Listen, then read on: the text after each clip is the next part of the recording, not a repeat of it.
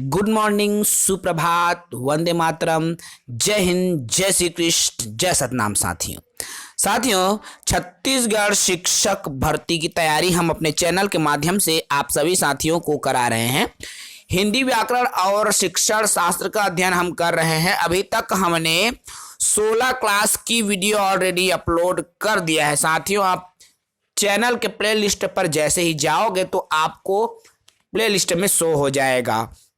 आज की हमारी ये जो क्लासेस चलने वाली है, क्लास 17 कारक चिन्ह पर चलेंगी।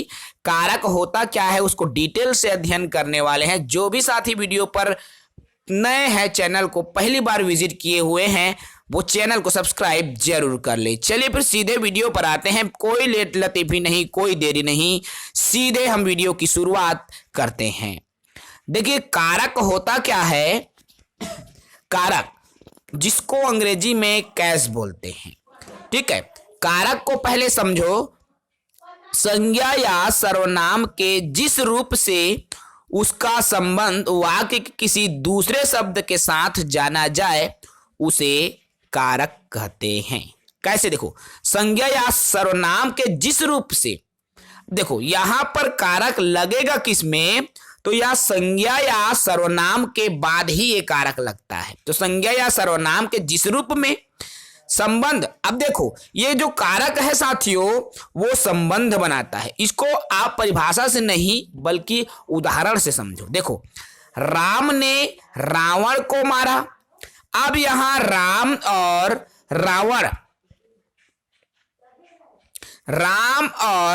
रावण, तो ये तो हो गया संज्ञा, राम और रावण, ठीक है।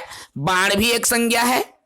तो देखो, राम और रावण के बीच में एक कारक चिन्ह है ने, दिख रहा है ना आपको। वैसे ही रावण और बाण के बीच में एक कारक चिन्ह आपको दिख रहा होगा को, यही कारक चिन्ह है। अर्थात ये दोनों संज्ञा के बीच में संबंध बता रहा है ना भाई। तो राम ने रावण को बाण से मारा। अब देखो, यहां से जो शब्द आया है वो भी कारक चिन्ह है। और जब आप कारक चिन्ह बनाओगे नहीं, डालोगे नहीं किसी वाक्य में, तो वाक्य सही अर्थ को नहीं बता सकते। देखो, राम रावण मारा, कैसे लगेगा भाई? तीनों कारक को आप हटा के तो देखो, राम रावण मारा, क्या इसका एक असार्थक अर्थ आपको दिख रहा है? राम रावण मारा, क्या वास्तव में ये पता चल रहा है कि राम कर क्या रहा है? तो राम रावण मारा नहीं, राम ने रावण को बाण से मारा। तो यही क्या है?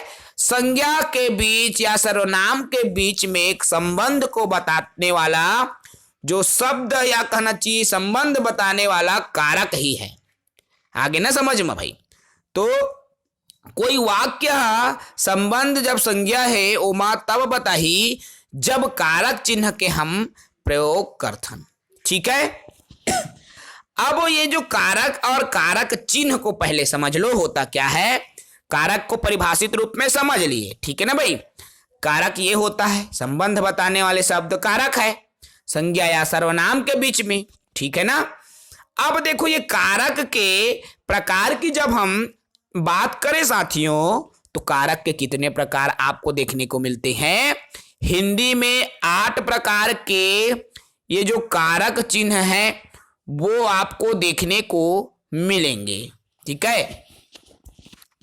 तो कारकों के बोध के लिए संज्ञा या सर्वनाम के आगे जो प्रत्यय लगाए जाते हैं उन्हें व्याकरण में विभक्तियां कहते हैं, ठीक है। अर्थात कारक के 8 प्रकार हैं और ये कारक संज्ञा या सर्वनाम के आगे में एक प्रत्यय के रूप में लगता है और ये विभक्तियां कहते हैं व्याकरण में, ठीक है। अर्थात कौन सा कारक है बोलेंगे, जैसे कर्ता कारक, और कारक जो चिन्ह को विभक्ति बोलते हैं, ठीक है। कारक क्या है समझ गए, शब्द सूचक शब्द कारक है और जो कारक चिन्ह है वो क्या है, हमारा विभक्ति कहलाता है। अब भाई कारक चिन्ह में से भी आप मन के परीक्षा में प्रश्न बन जाते।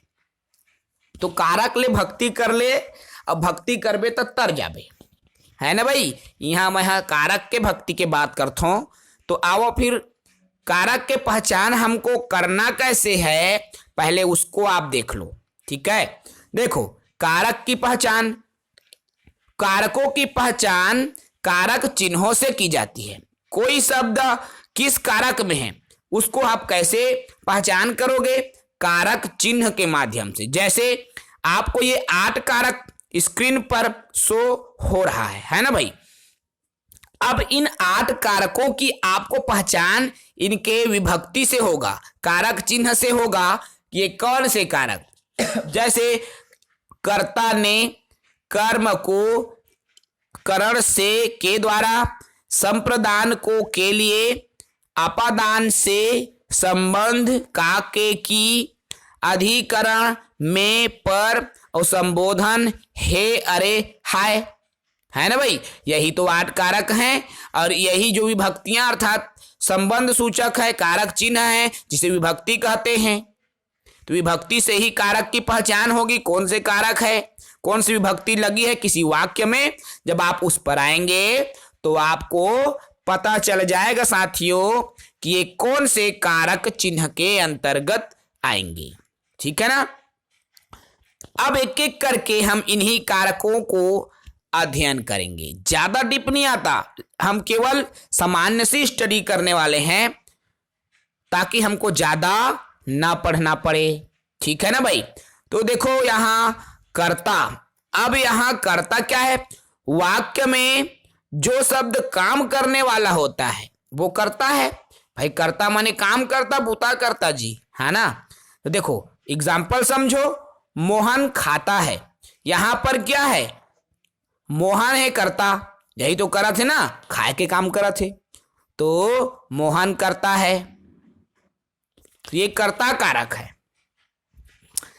यहां पर साइलेंट है भाई, यहां देख लेना, वाक्य में मोहन करता है, मोहन खाता है, और यहां पर जो नेह शब्द आता है ना वो साइलेंट है, आपको शो नहीं होगा, कभी कभी ये भी रहता है। अब इसको याद रखना। दूसरा वाक्य देख लो, राम ने पुस्तक पढ़ी, इस वाक्य में राम करता है और कर्ता के ठीक बाद में आएगा कारक चिन्ह, ये भी आप याद रखना, कर्ता के ठीक बाद में आएगा कारक चिन्ह। ठीक है ना। तो इसको आप याद रखो। अब कर्ता का जो प्रयोग है इसको तो आपको जान लेंगे। आप कर्ता का प्रयोग इतना ज्यादा हम डीप नहीं जाएंगे, हम बेसिक सी बता रहे हैं, उसके बाद लास्ट में हम एक ट्रिक बता देंगे। ठीक है, चलो कर्म को समझो। दूसरा, वाक्य में क्रिया का फल जिस शब्द पर पड़ता है वो कर्म है भाई। कर्म करोगे फल पड़ेगा ना भाई, उसका कैसे पड़ेगा उसको भी देख लो। कर्म से, कर्म का क्या आएगा, को, कारक चिन्ह या विभक्ति को होता है कर्म का, कर्म कारक का। ठीक है, मैं हरि को बुलाया, अब यहां देखो हरि, हरि ठीक बाद में आ रहा है ना, यहां हरि के ठीक बाद में कारक चिन्ह आ रहा है को, तो मैंने हरि को बुलाया और को आ गया, मतलब यहां आप जान लोगे कर्म कारक है। ठीक है ना। करण कारक तीसरा है, करण कारक, तो जिस वाक्य में क्रिया के संबंध का बोध होता है उसे करण कारक। क्रिया से संबंध कैसे होगा, एग्जाम्पल से पहले समझो आप इस चीज को। देखो, मैं कलम से लिखता हूं, मैं कलम से लिखता हूं, से इसमें आएगा, याद रखना, से या के द्वारा, ये कारक चिन्ह है, से या के द्वारा। अब यहां पर कारण, साधन या माध्यम की बात की जाएगी हमेशा। जैसे कलम एक माध्यम है ना लिखने का, यहां पर 3 चीजें आएगी करण में, कारक, साधन या माध्यम, इन्हीं की बात होगी। कारक, साधन या माध्यम की बात होगी। ठीक है, करण में। तो इस चीज को याद रखना। अब देखो इसमें, इसके बाद संप्रदान, संप्रदान होता क्या है, तो जिसके लिए कुछ किया जाए या कुछ दिया जाए, इसका जब बोध होता है तो वो संप्रदान होता है। दान करना भाई नाम से चला थे ना। अब संप्रदान को के लिए इसमें उद्देश्य होगा, कुछ देने का उद्देश्य, कुछ करने का उद्देश्य, चाहे वो मार खाने का काम क्यों न करे। ठीक है, चलो देखो, हरि मोहन को मारता है, हरि मोहन को के लिए हरि मोहन को मारता है ना भाई। तो यहां आप देखो, अब यहां मोहन को मारने का काम कर रहा है को, तो ये कुछ कर रहा है ना, उसके भाव को भी आपको पकड़ना है। ठीक है ना। देखो, माँ ने बच्चों को खेलते देखा, कुछ करते देखा ना, तो ये सब है। ठीक है ना, कुछ करते देखना, कुछ बनते देखना, ये सभी कर्म में आएंगे। ठीक है, सभी संप्रदान के अंतर्गत आएंगे, संप्रदान कारक। ठीक है। अब देखो अपादान, अपादान क्या है, तो संज्ञा के जिस रूप में वस्तु के अलग होने का भाव, अब अलग अलग होने का जब भाव आएगा तो वो क्या हो जाएगा, आपको अपादान।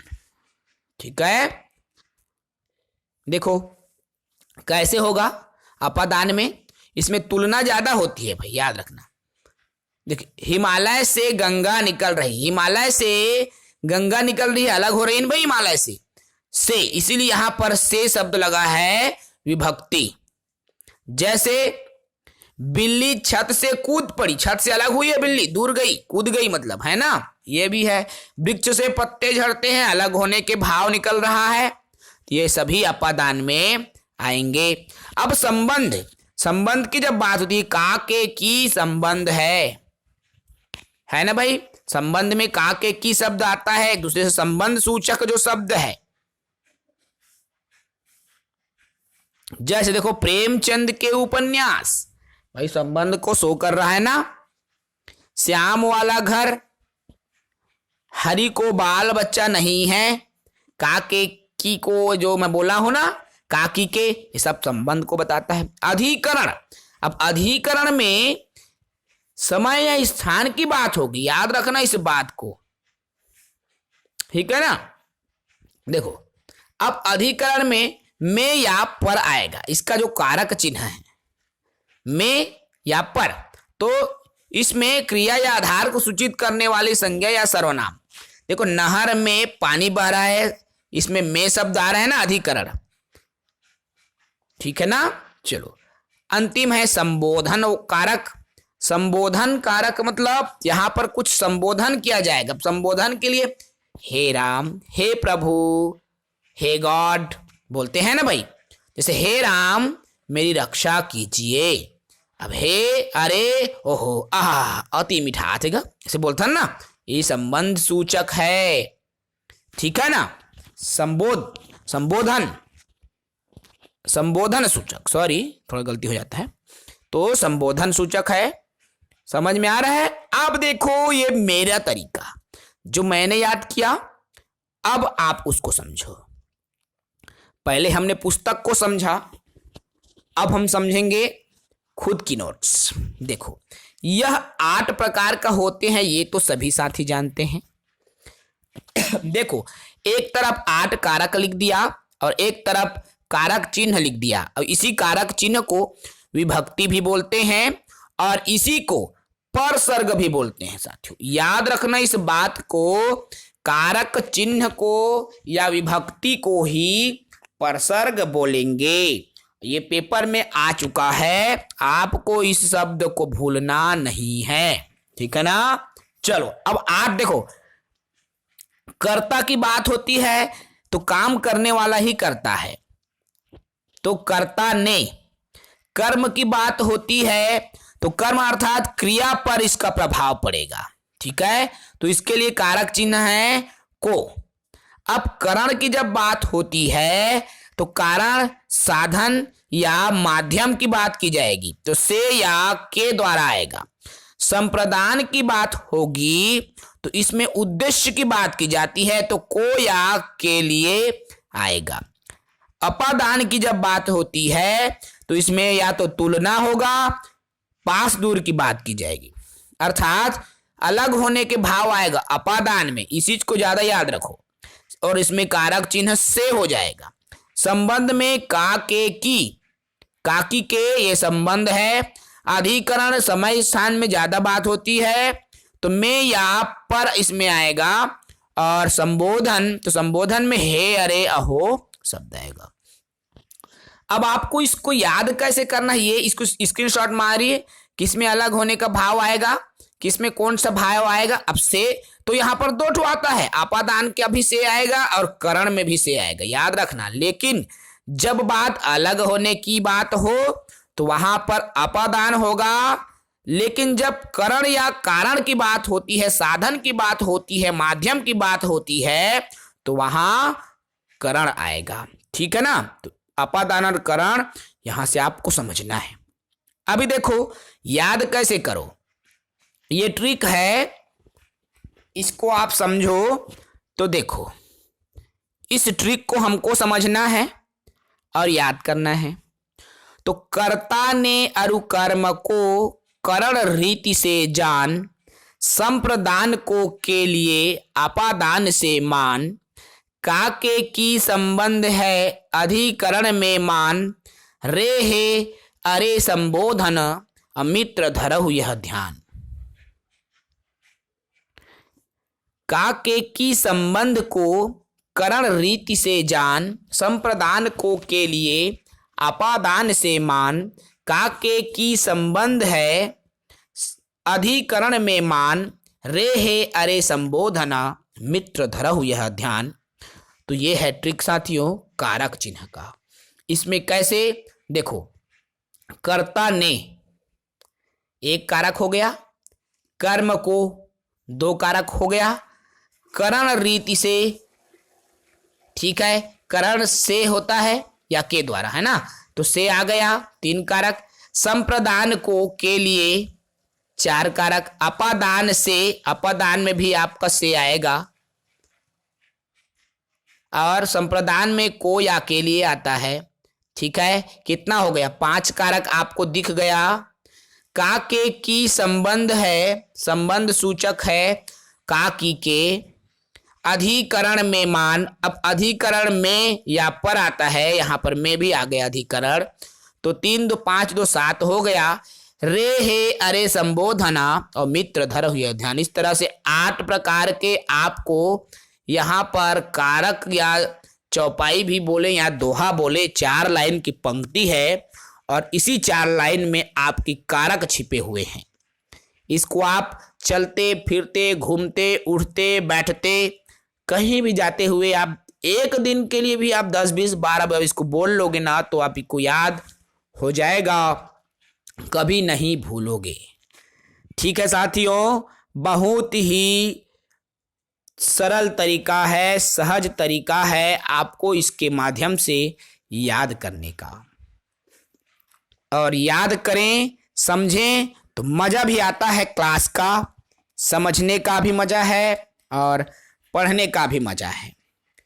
क्रिया विशेषण एक बचा हुआ था साथियों, तो देखो क्रिया की विशेषता बताने वाले शब्द क्रिया विशेषण है, आप इसको देख लेंगे, ज्यादा कुछ नहीं है। स्थान, काल, रीति और परिमाणवाचक क्रिया विशेषण है। ठीक है ना, बेसिक सी चीजें हैं क्रिया विशेषण में, आप उसको देख लेंगे। कल से हम फिर से एक नए यूनिट पर आएंगे, नए यूनिट की क्लास हम शुरू करेंगे। ठीक है, कारक से भी क्वेश्चन बनता है, क्रिया विशेषण से भी कभी कभी क्वेश्चन बन जाता है, तो आप उसको देख लेंगे। ठीक है, बेसिक चीजें हैं, छोटा सा टॉपिक है, 5 मिनट का वीडियो में खत्म हो जाएगा, तो बिल्कुल आप उसको देख लेंगे क्रिया विशेषण होता क्या है। और आज का जो क्लास है कारक पर था और ये यूनिट खत्म हो जाएगी। अगले यूनिट कल से, अब एक एक दिन में एक एक यूनिट चलेगा, मुश्किल से 4 दिन 5 दिन ही चलेगा साथियों, मुश्किल से, फिर आपका हिंदी खत्म। और आप सभी साथियों की डिमांड पर अब सीधा एमसीक्यूज सीरीज लाएंगे, एमसीक्यूज कराते चलेंगे। जितने भी एमसीक्यूज मिलेंगे मुझे, चाहे इधर से उधर से जहां से भी मिले, बस मैं एमसीक्यूज पर ही फोकस करूंगा प्रतिदिन। ठीक है ना, क्योंकि सभी साथी एमसीक्यूज की बात कर रहे हैं और हमको एमसीक्यूज को लेकर चलना है, तो बिल्कुल भाई एमसीक्यूज की क्लासेस चलेंगी कुछ दिनों के बाद। ठीक है, तो आज की सेशन हम यहीं समाप्त करें। जो भी साथी नए हैं चैनल को सब्सक्राइब कर ले, अपने दोस्तों तक शेयर जरूर करें। जय हिंद।